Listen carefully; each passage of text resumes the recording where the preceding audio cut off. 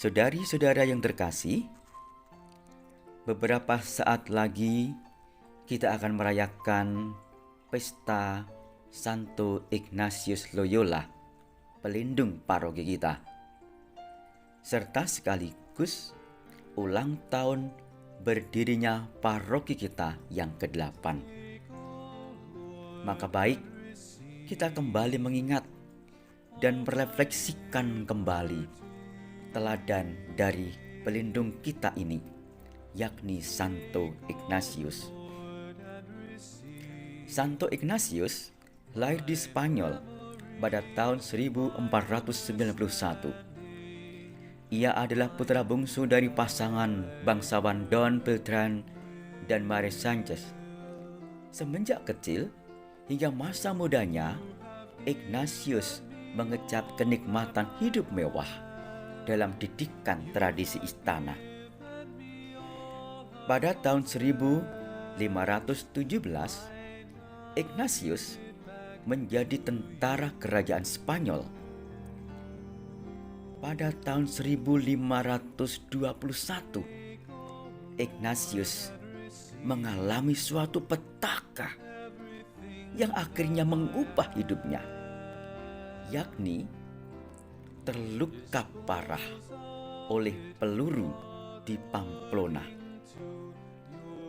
Bagi Ignatius, ini merupakan hal yang sangat berat. Kakinya cedera, sehingga ia tidak bisa kemana-mana demi proses penyembuhan. Bahkan mentalnya pun down ketika itu. Ia harus sabar dengan mengambil jarak dari keramaian dan berdiam dalam kesunyian. Sebagai manusia biasa, ia pun merasa jenuh, bosan, ingin segera bebas dari lockdown yang membelenggunya ketika itu. Detik demi detik, jam demi jam, hari demi hari ia lewati. Santo Ignatius seperti dituntun oleh Roh Allah dengan menemukan buku aneka kisah tentang Kristus dan para kudusnya. Dan setelah sekitar 1 tahun ia tinggal dalam kesendirian itu, ia pun sembuh dan lahir menjadi manusia baru.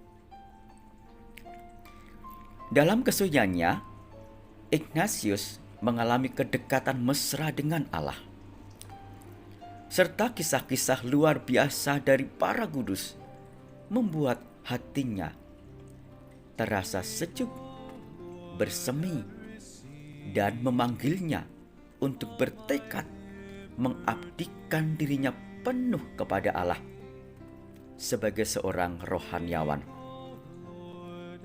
Kelahirannya menjadi manusia baru ini akhirnya makin ia kukuhkan dengan lagu meditasi dan doa di Gua Manresa.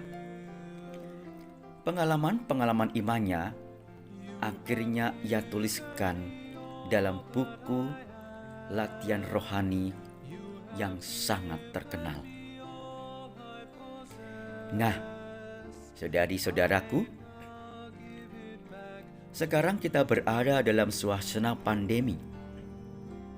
Hati kita sedih, kalut, rapuh, bergetar, dan bahkan takut saat mendengar aneka berita semakin masifnya penularan virus COVID-19 ini di sekitar kita. Berapa kali kita dikagetkan dengan berita keluarga, kerabat, sahabat-sahabat kita yang meninggal oleh karena keganasan virus ini.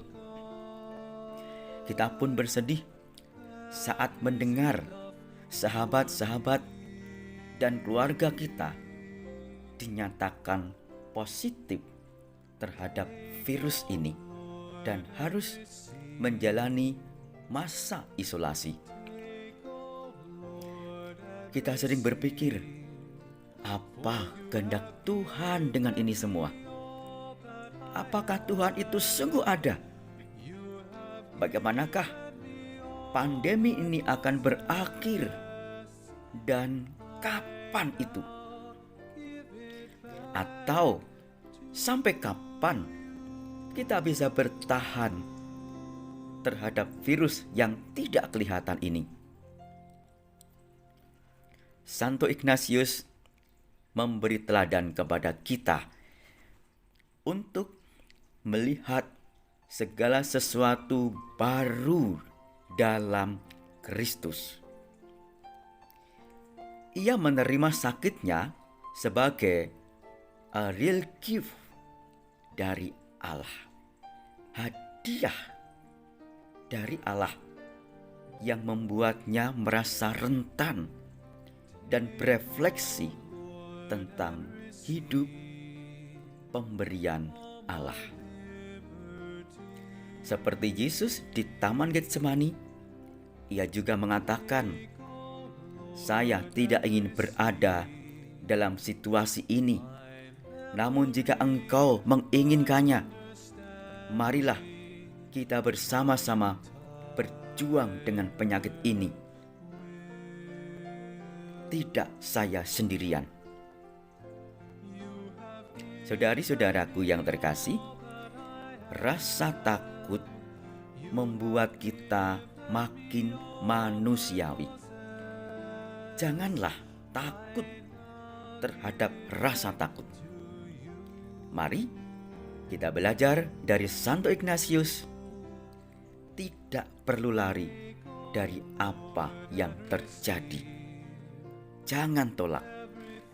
Penolakan adalah musuh kita. Kita harus berdamai dengan situasi pandemi ini dan berjuang bersama. Bangunlah kepekaan dan solidaritas satu sama lain. Salam sehat dan berkah dalam.